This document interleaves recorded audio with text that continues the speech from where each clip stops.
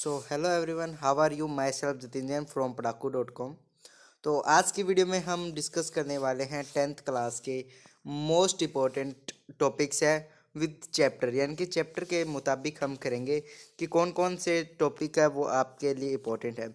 अगर आपको ये सारे हैंड रिटन नोट्स चाहिए या फिर आपको एक आपके बोर्ड एग्ज़ाम के लिए बिल्कुल एकदम जेन्युइन टाइप बुक चाहिए, तो वीडियो के डिस्क्रिप्शन में आपको बुक मिलेगी जिसका नाम होगा विज्ञान त्रिवेणी। आप वो बुक परचेज कर सकते हो और आप अपने बोर्ड के एग्ज़ाम में या फिर जो भी कम्पिटिटिव एग्ज़ाम हो उसमें आप अपना स्कोर है वो हासिल कर सकते हो। तो लेट्स स्टार्ट द वीडियो। जो हमारा फर्स्ट चैप्टर है वो है केमिकल रिएक्शंस एंड इक्वेशन। ठीक है, रसायन समीकरण एवं अभिकरण वाला। तो इसका जो फर्स्ट इम्पोर्टेंट टॉपिक है वो है टाइप ऑफ केमिकल रिएक्शन। जो भी केमिकल रिएक्शन के प्रकार दिए हुए हैं आपको, विस्थापन, डिस्प्लेसमेंट, बैलेंसिंग या फिर oxidation reduction and many so on, जो भी आपको दिए हुए हैं टाइप आपको केमिकल रिएक्शंस के, वो आपके लिए इम्पोर्टेंट है। नेक्स्ट है बैलेंसिंग केमिकल इक्वेशन। जो भी आपकी बैलेंसिंग संतुलन अभिक्रिया है वो क्या होती है और उसके बारे में आपको लिखना है, ये आपके लिए मोस्ट इम्पोर्टेंट है। And third one is oxidation reaction. Oxidation, इसके अंदर आप ऑक्सीडेशन और रिडक्शन दोनों ही कर लेना, दोनों ही आपके लिए इम्पोर्टेंट है। नेक्स्ट कोरोजन, कोरोजन आप कर लेना, ठीक है। रोस्टिंग और कोरोजन दोनों ही कर लेना। तो ये था आपका पूरा फर्स्ट चैप्टर। फर्स्ट चैप्टर में से आपके बोर्ड के एग्ज़ाम में इतना ही आएगा।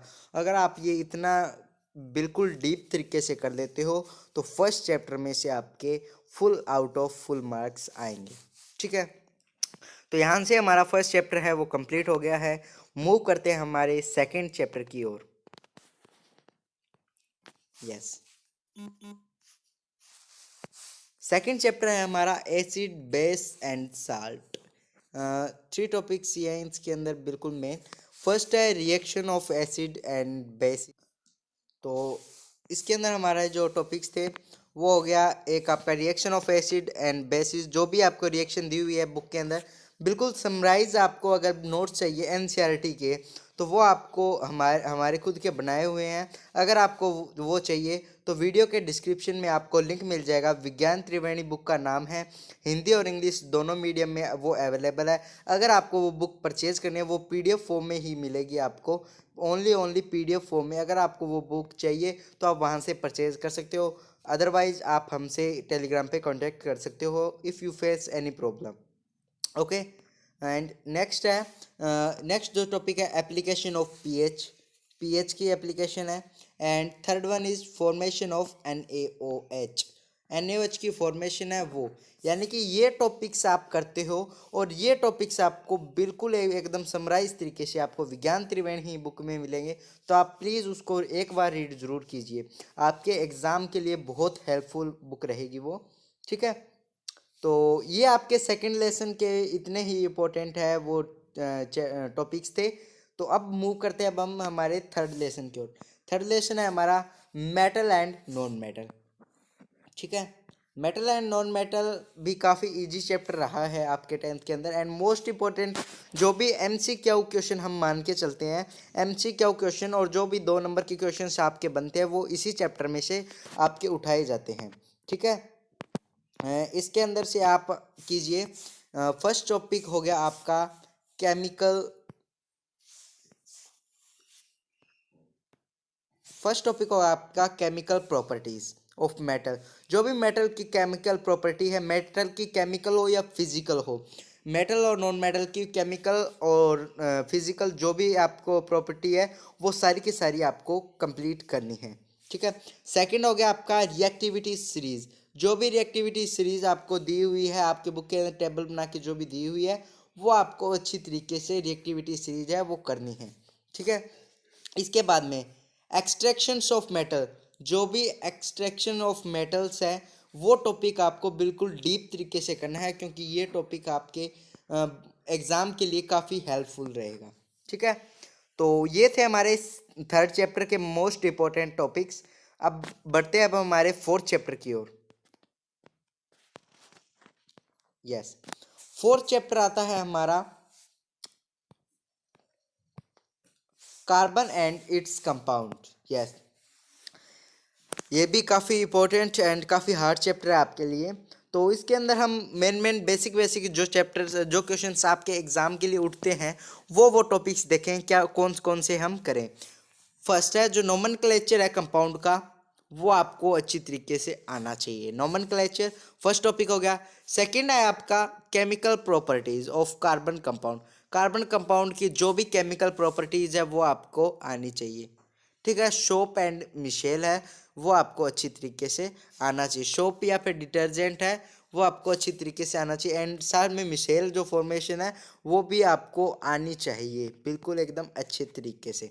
ठीक है, सोप एंड डिटर्जेंट कर लेना। केमिकल प्रॉपर्टीज होगी, कार्बन एंड इट्स कंपाउंड हो गया। यानी कि यहाँ से हमारा बिल्कुल फोर्थ चैप्टर है, फोर्थ चैप्टर बिल्कुल कंप्लीट हो जाता है।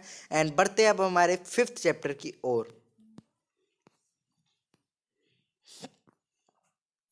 फिफ्थ आपके एग्जाम पॉइंट ऑफ व्यू से इम्पोर्टेंट नहीं है, तो हमने वो स्किप कर दिया। यानी कि अगर आप यही लेसन करोगे, यही टॉपिक करोगे, तो आप आसानी से जो आप स्कोर लेना चाहते हो वो स्कोर आप गेन कर सकते हो।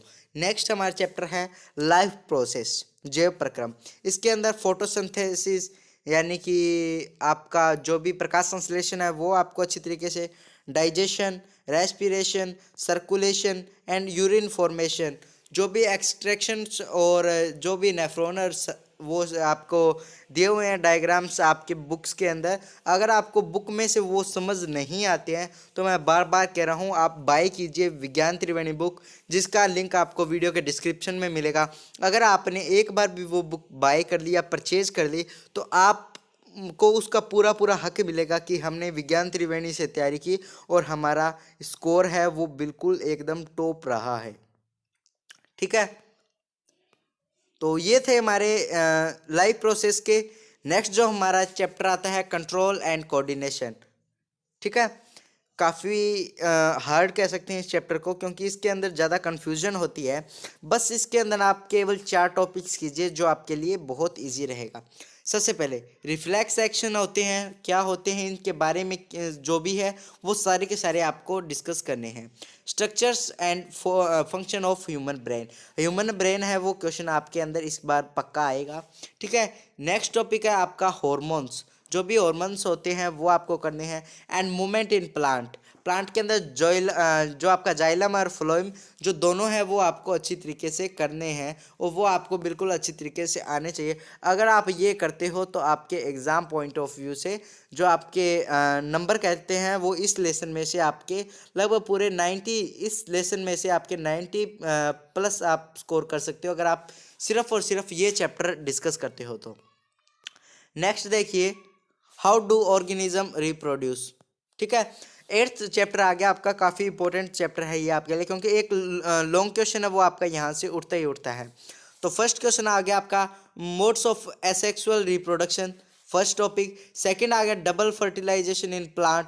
थर्ड आ गया reproductive system in humans, male and female both, ये इंपॉर्टेंट हो गया। फर्टिलाइजेशन इन ह्यूमंस, यानी कि ये 4 टॉपिक्स आपके लिए हैं और इस चैप्टर के अंदर से आपके 2 MCQ क्वेश्चन, जो भी आपके छोटे क्वेश्चंस आते हैं आपके एग्ज़ाम के अंदर, वो एग्ज़ाम के अंदर इस लेसन में से उठेंगे। आपके MCQ और लॉन्ग क्वेश्चन आपके इस चैप्टर में से उठने के चांसेस ज़्यादा हैं। ठीक है, बढ़ते हैं नेक्स्ट चैप्टर की ओर, हेरिडिटी एंड इवोल्यूशन। तो फर्स्ट हो गया हमारा monohybrid and D hybrid cross and sex. ठीक है, एंड इसके बाद में जो हमारा है डिटर्मिनेशन। ये 3 टॉपिक है वो अगर हम डिस्कस कर लेते हैं तो आपके लिए ये चैप्टर बिल्कुल आसान हो जाएगा। ठीक है, हेरिडिटी एंड इवोल्यूशन में सिर्फ और सिर्फ इतना कीजिए। नेक्स्ट हो गया आपका light reflection.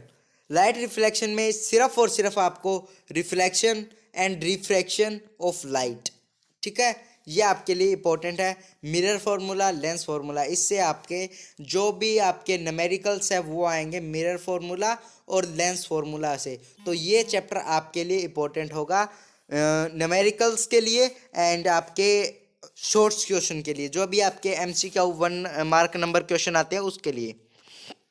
Next question, next chapter आ गया आपका human eye and colourful the world. मानव नेत्र और रंग बिरंगा संसार। इसके अंदर जो भी डिफेक्ट ऑफ विजन है, मायोपिया, हिट्रोमायोपिया जो भी है, एंड देयर करेक्शन, उसके कैसे सुधारा जा सकता है और वो क्यों होते हैं, वो सारा आपको करना है। ठीक है। एंड सेकेंड है topic scattering of light, and third will be atmosphere refraction.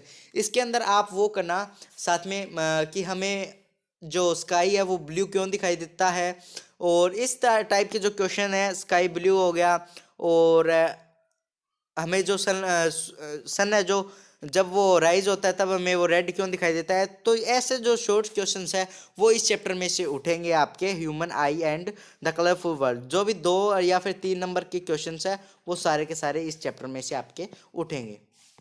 Next है effect of the current, most important chapter for numerical and physics का इंपॉर्टेंट चैप्टर हम कह सकते हैं। इसके अंदर ओम्स लॉ हो गया आपका, ठीक है, क्योंकि इसके अंदर न्यूमेरिकल्स ज़्यादा आएंगे। सीरीज कम्बिनेशन ऑफ रेजिस्टेंस हो गया, पैरेलल कम्बिनेशन ऑफ रेजिस्टर हो गया, and application in daily life हो गया, इलेक्ट्रिक पावर हो गया, ठीक है, interrelation between P V and I हो गया। यानी कि जो भी रिलेशन है P V I and R के बीच में, वो रिएक्शन आपके लिए इंपॉर्टेंट है। यानी कि ये चैप्टर आपको फुल रीड करना है। ये जो 3 टॉपिक्स मैंने आपको बताए हैं, ये अगर 3 टॉपिक्स आप कर लेते हो तो ये चैप्टर आपके लिए आसान हो जाएगा।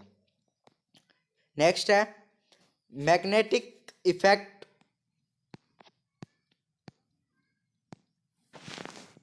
नेक्स्ट आ गया आपका magnetic effect of electric current. इसमें फ्लेमिंग और फेराडे के जो आपको लॉ दिए हुए हैं, लेफ्ट हैंड रूल फ्लेमिंग का, right hand rule thumb rule, जो भी आपको दिए हुए हैं, एंड फेराडे का जो इलेक्ट्रोमैग्नेटिक का जो हाउस ने आपको सिद्धांत दिया था, इंट्रोडक्शन दी थी, वो आपको अच्छी तरीके से करनी है।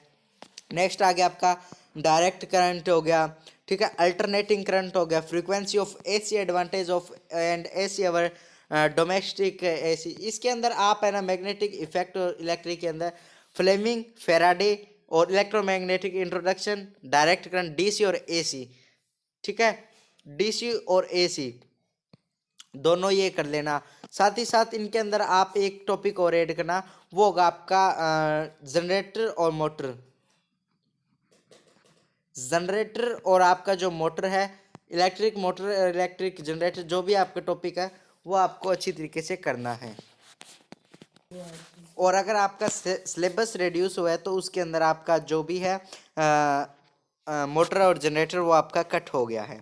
नेक्स्ट आता है हमारा आवर इन्वायरमेंट, ठीक है। आवर इन्वायरमेंट के अंदर आप ecosystem, ozone depletion, biodegrade and non biodegradable substance जो भी आपको दिए हुए हैं वो आपको करना।